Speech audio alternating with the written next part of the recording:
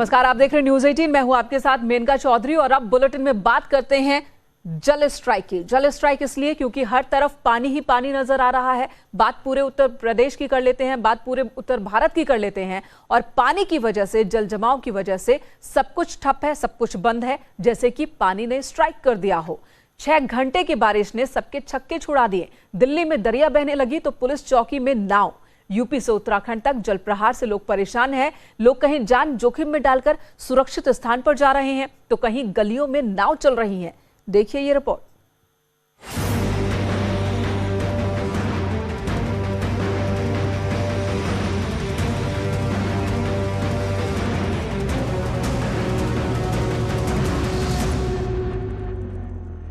बारिश ने बिगाड़ी सूरत।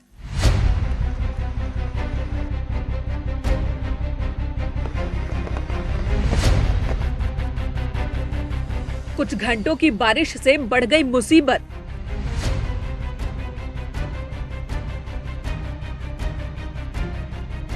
कहीं रफ्तार पर ब्रेक,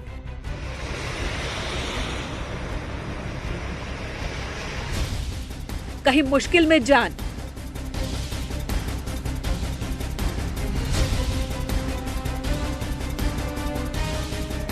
गंगा उफान पर है।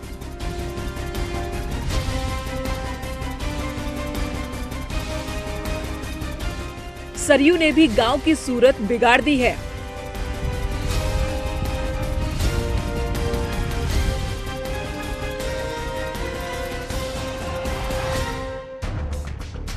पहाड़ से लेकर मैदान तक पानी के प्रहार से लोग परेशान हैं। दिल्ली में जलभराव से न सिर्फ गाड़ियों की स्पीड कम हो गई, बल्कि पानी ने रास्ता रोक लिया। ये तस्वीरें दिल्ली के विनोद नगर की हैं।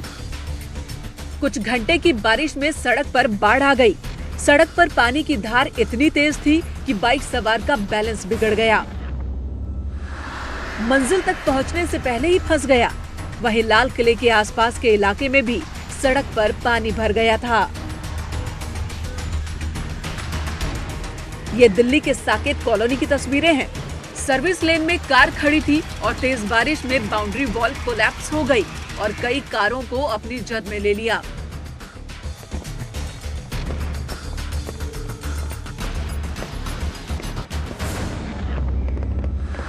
इनमें से कई कारें बुरी तरह से टूट गई हैं, तो कुछ को मामूली नुकसान हुआ है। 3 घंटे की बारिश को ये दीवार बर्दाश्त नहीं कर पाई और टूटकर कार पर गिर गई। सर्विस लेन में खड़ी 5 कारें बुरी तरह से क्षतिग्रस्त हो गई हैं। और 150 फुट की ये दीवार है। टेक्निकली हर 10 फुट के बाद एक पिलर होना चाहिए, ना इसमें पिलर है। ये 3 फुट की दीवार 12 फुट की हो गई, फिर उसके बाद रेलिंग लगा दी, फिर उसके ऊपर ये वायर लगा दी। तो इतना जो इसके ऊपर वेट हो गया है, तो वो वायर वॉल तो गिर रही थी।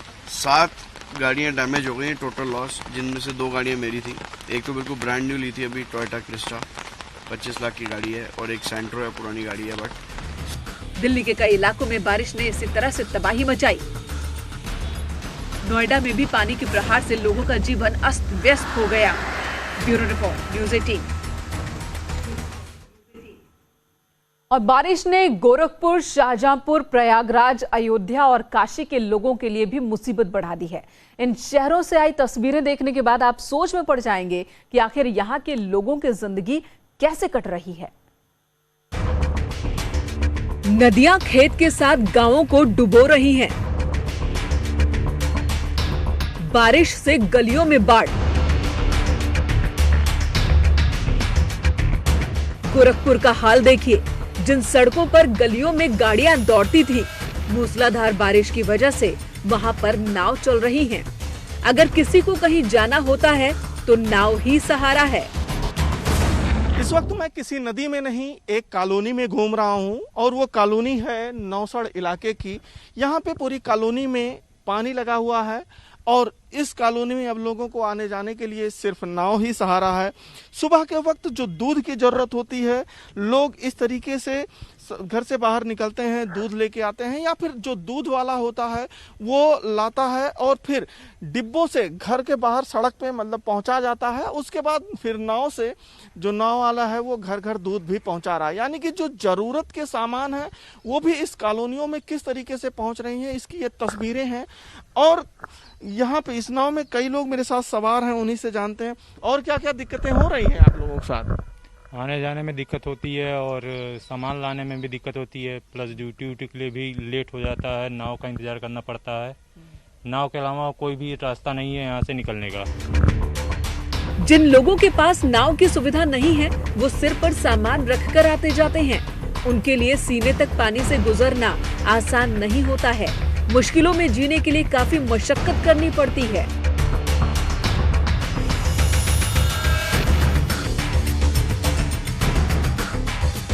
शाहजहांपुर में भी बाढ़ ने लोगों की जिंदगी मुश्किल में डाल दी है। यहाँ गंगा नदी का जलस्तर लगातार बढ़ रहा है। गांव में पानी घुस चुका है, सड़कों पर सैलाब है। नतीजा आने जाने में परेशानी हो रही है। जिस बाइक पर बैठकर लोग फर्राटा भरते थे, सड़क पर पानी आने की वजह से अब धक्का मारकर ले जाना पड़ रहा है। बड़ी गाड़ियों के लिए इस रास्ते से गुजरना आसान नहीं है। खतरे में जान डालकर लोग अपने बच्चों को सुरक्षित स्थान पर ले जा रहे हैं।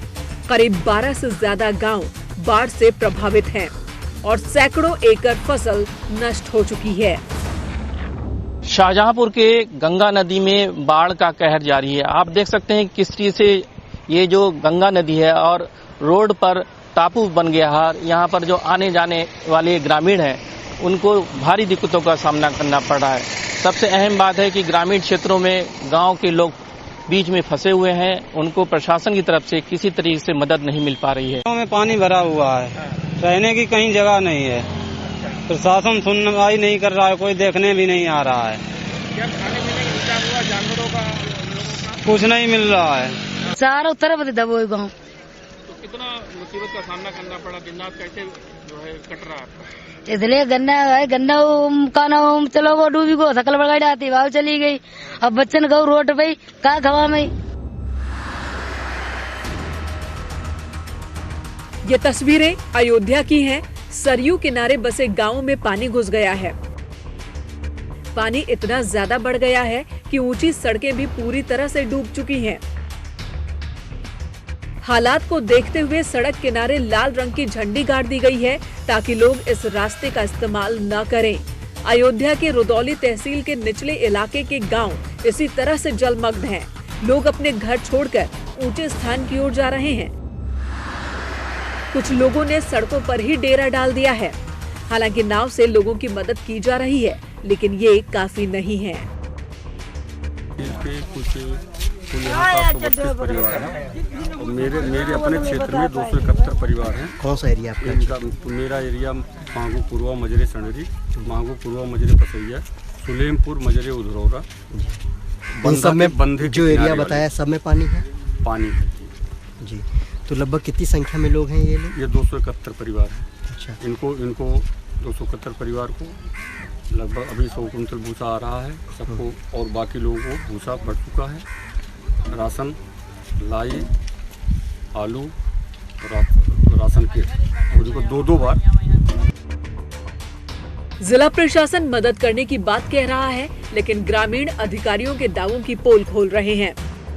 ये नाव को बता रहे हैं, 2 नाव, एक नाव आती है। अच्छा। अब कोई नाव के पते नहीं रहती कहाँ रहती है। अच्छा, तो उसके लिए आपने किसी अधिकारी से शिकायत नहीं किया? शिकायत करो वो नहीं सुनी जाती। यहाँ जिससे कहो तो गाड़ी दिया, उससे क्या कैसे के का है।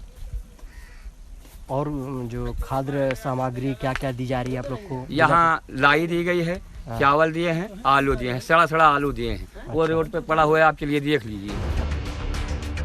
एक ओर सरयू गांवों को डुबो रही है तो दूसरी तरफ गंगा में भी उफान है।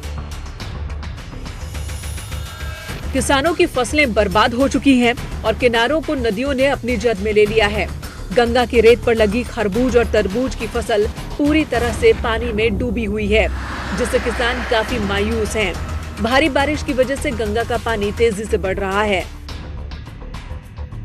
वृद्धि हो रही है और लगता है हनुमान जी 2-4 दिन में स्नान कर लेंगे संभवतः। आप लोग काफी आगे थे सामान्य। हाँ, अब तो धीरे जैसे जैसे जल का स्तर बढ़ता आ रहा वैसे वैसे ये सब घाट दुकानें या जो भी लोग यहाँ उपस्थित रहते सब पीछे की ओर चलते हुए जा रहे हैं और गंगा मैया भी धीरे धीरे आगे की ओर आ रही हैं। वाराणसी में भी गंगा का पानी तेजी से बढ़ रहा है। गंगा घाट के कई मंदिर डूब चुके हैं। गंगा किनारे शिव मंदिर की ये तस्वीर देखिए। ये मंदिर आधा पानी में है और यहाँ पर स्थापित शिवलिंग तक पानी पहुँच चुका है। तेजी से बढ़ते पानी को देखते हुए किनारे पर रहने वाले लोगों को अलर्ट कर दिया गया है। यानी कुछ घंटे की बारिश से न सिर्फ सड़कें जाम हैं, गलियों में पानी भरा है, बल्कि नदियों में भी काफी तेजी से पानी बढ़ रहा है। Bureau report, news 18। तो लोगों के सामने परेशानी इसलिए भी ज्यादा बड़ी है क्योंकि एक तरफ कोरोना वायरस और दूसरी तरफ बाढ़। आखिर वो खुद को बचाएं तो किससे बचाएं? उत्तराखंड में भी लगातार बारिश हो रही है। छक्के छुड़ा दिए हैं बारिश ने लोगों के। पहाड़ से हैरान करने वाली तस्वीरें एक के बाद एक सामने आ रही हैं। तो वहीं कर्नाटक और मध्य प्रदेश में भी जल स्ट्राइक से जान जोखिम में है। पहाड़ पर पानी का प्रहार, चम्मचधार में फंस गई जान। लगातार हो रही बारिश से जब अचानक सड़क पर सैलाब आ गया तो बस ड्राइवर को कुछ समझ नहीं आया। उसने बस को निकालने की बहुत कोशिश की, लेकिन मुसीबत इतनी तेजी से उसे घेर ले गई कि निकलने का मौका तक नहीं मिला। उत्तराखंड के रामनगर की तस्वीरें हैं ये। NH 309 से होकर ये बस गुजर रही थी, लेकिन धनगढ़ी के पास बरसाती नाले में अचानक पानी बढ़ गया और ये बस मझधार में फंस गई।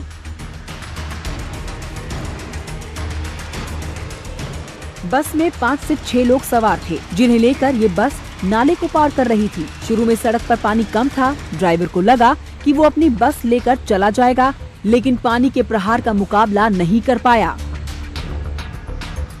हालांकि बस नाले को आधे से ज्यादा पार कर गई थी, लेकिन पानी से टकराकर उसका पिछला हिस्सा सड़क के किनारे पहुंच गया, जहां से खाई शुरू होती है। अगर पानी का तेज झोंका होता तो ये बस बह गई होती। लेकिन ड्राइवर ने सूझबूझ से काम लिया। उसने बस रोक दी और लोगों की मदद मांगी। बाद में मौके पर पहुंची JCB से बस को बाहर खींचा गया।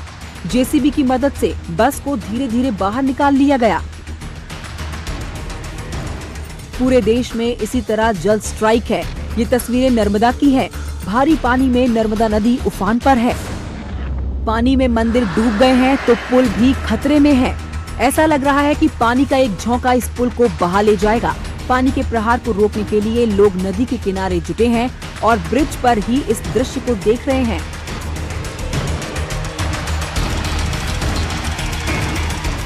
मध्य प्रदेश के बैतूल की स्थिति भी काफी भयावह है। सड़कों पर पानी भर जाने से आने जाने वालों को काफी मुसीबतों का सामना करना पड़ रहा है। देखिए लोगों की हालत कैसी हो गई है। अपनी गाड़ियों को धक्का देकर ले जा रहे हैं। कर्नाटक में भी बाढ़ का असर दिख रहा है। गांव पानी में डूब गए हैं तो घरों में पानी घुस गया है। सड़कें दरिया बन गई हैं। चारों ओर समुंदर जैसी तस्वीरें देखी जा सकती हैं। Bureau report, news 18। ब्रेक के बाद स्वागत आपका एक बार फिर से। इधर पिथौरागढ़ में चाइना बॉर्डर के करीब थापा गांव आसमानी आफत में पूरी तरह से बर्बाद हो चुका है। 130 परिवारों के इस गांव में 52 मकान जमींदोज हो चुके हैं और ऐसे में जो घर बचे हैं उन पर भी खतरा मंडरा रहा है। अब हिमालयी राजमा की पैदावार के लिए विख्यात इस गांव का भविष्य क्या होगा, कोई नहीं जानता। थापा गांव को राजमा की खेती के लिए भी जाना जाता है। यहाँ की राजमा की मांग देश ही नहीं विदेशों में भी है, लेकिन प्राकृतिक आपदा ने इस गांव को कहीं का नहीं छोड़ा। आप देख सकते हैं कितने बड़े बोल्डर खेतों में आए हैं, मलबे से खेत पट चुके हैं। मिलम रूट पर मौजूदा धापा गांव प्रकृति की गोद में बसा है, लेकिन इस बार प्रकृति ने जो तांडव मचाया है उससे हर कोई खौफजदा है। बॉर्डर के सबसे बड़े गाँव में शुमार धापा इतिहास के पन्नों में दर्ज होने के करीब है।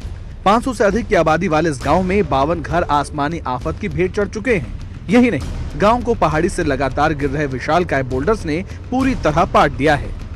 हमारा इस गांव रहने लायक नहीं है सर। चारों तरफ घिर चुका है और सब कुछ खत्म है। खेत खलियान सब साफ हो चुका है सर। हम ये चाहते हैं सर इस गाँव से दूसरी जगह विस्थापन के लिए हमें वो सरकार वो करें। भूस्खलन तो हो ही रहा, अब इस साल जो हुआ है इसमें रहने लायक नहीं रह गया इसी गांव में, तो व्यवस्था कहीं हो जाए तराई वराई में तो वो अति उत्तम है, नहीं तो रहने लायक है नहीं। जुलाई की रात बरसी आसमानी आफत के बाद धापा के ग्रामीणों को राहत शिविरों में रखा गया है। फिलहाल तो प्रशासन इनके खाने पीने का इंतजाम कर रहा है, लेकिन सवाल ये है कि बरसात के बाद ये ग्रामीण आखिर कहां जाएंगे, क्योंकि गांव तो रहने लायक बचा ही नहीं है। भूमि सर्वेक्षण कार्य पूर्ण कर लिया गया है। अभी विस्थापन हेतु अन्य जगह पे भूमि चयन का कार्रवाई चल रहा है। जैसे ही भूमि उपलब्ध हो जाती है इसका प्रस्ताव शासन को हम लोग प्रेषित करके शासन से अनुमति प्राप्त करते अगली कार्रवाई की जाएगी। धापा गांव हिमालयी राजमा के उत्पादन के लिए भी जाना जाता है, लेकिन अब जो हाल इस गांव का है उसमें खेती करना तो दूर, यह इंसान एक रात भी गुजार नहीं सकता। एक तरीके से ये कहा जा सकता है कि प्राकृतिक आपदा ने इस गांव के लोगों के साथ कई तरीके की दिक्कतें पैदा कर दी है और उनके रोजगार को भी खतरे में डाल दिया है। विजयवर्धन उप्रेती, न्यूज 18, धापा, पिथौरागढ़। और धापा की तरह ही कई गांव हैं उत्तराखंड के जो इस वक्त मौसम की मार झेल रहे हैं, इसलिए खतरा बहुत ज्यादा वहां पर, क्योंकि एक तरफ तो पानी, जल का प्रवाह तेज और दूसरी तरफ भूस्खलन। चलिए आपको उत्तर प्रदेश की तस्वीरें दिखाते हैं, अलग अलग नदियों की कहानी दिखाते हैं कि कैसे यहां पर जलस्तर बढ़ने की वजह से अलग अलग जिलों में बाढ़ के हालात बन गए हैं। इस वक्त आप देख रहे हैं सरयू और घाघरा के बढ़ते जलस्तर की वजह से बहुत से गांव हैं जो प्रभावित हुए हैं। तराई क्षेत्रों में नदियों का खतरा जो है पानी की वजह से वो बहुत ज्यादा है। नदियों का पानी खतरे के निशान के ऊपर बह रहा है। बारिश से भी हालात खराब हो गए हैं, कई इलाकों में पानी भर चुका है। ये 6 तस्वीरें जो इस वक्त आप देख रहे हैं हरदोई, वाराणसी, प्रयागराज, सिद्धार्थनगर, गोंडा, बागपत की हैं, जहां पर पानी की वजह से कई इलाके जलमग्न हो चुके हैं।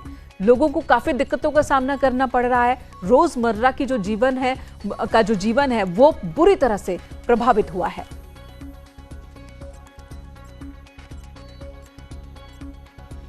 और चलिए आपको पश्चिमी यूपी और तराई के इलाकों की भी तस्वीर दिखा देते हैं। बाढ़ और बारिश की वजह से जिंदगी बेहाल हो चुकी है।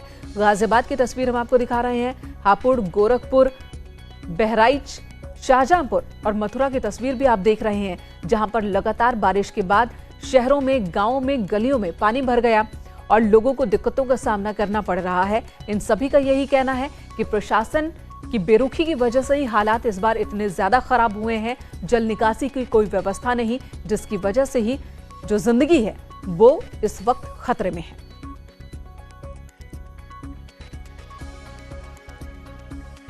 और लगातार हो रही बारिश की वजह से राष्ट्रीय राजमार्ग 309 3 जगहों पर बंद हो चुका है। ये NH सुंदरखाल के पास पनोद नाला, धनगढ़ी पर धनगढ़ी नाला और मोहान के पास पनियाला बरसाती नाला के उफान की आने की वजह से बंद हुआ है। लोगों को दिक्कतों का सामना करना पड़ रहा है। पनोद नाले पर खासी दिक्कतों का सामना करना पड़ रहा है। सबसे ज्यादा मुश्किल यहीं पर पानी का बहाव देखिए, नाला उफान पर और NH से होकर ये पानी गुजर रहा है। ऐसे में जो जहां है वहीं फंस गया है। जल स्ट्राइक की वजह से जिंदगी रुक गई है ऐसा लगता है। जो घर से बाहर निकले कामकाज के लिए, लौटते वक्त वो फंस गए और जो बाहर जाना चाहते थे वो जा नहीं पाए। तो कई जगहों पर NH 309 इस वक्त बाधित है। सुबह से यहाँ पर खड़े हैं, बारिश की वजह से यहाँ पर सुबह से फंसे पड़े हैं। कोई व्यवस्था अभी तक यहाँ पर नहीं हो पाई है किसी के द्वारा भी, और हम यहाँ पर सुबह से फंसे पड़े हैं बारिश। लोगों की बस यही परेशानी है कि एक तरफ तो प्रकृति की मार और दूसरी तरफ प्रशासन भी उनकी तुरंत मदद नहीं कर रहा है। हालांकि प्रशासन पूरी तरह से मुस्तैद होने का दावा जरूर कर रहा है। फिलहाल इस बुलेटिन में इतना ही, खास पेशकश में इतना ही। एक ब्रेक के बाद भी न्यूज 18 पर खबरों का सिलसिला जारी है।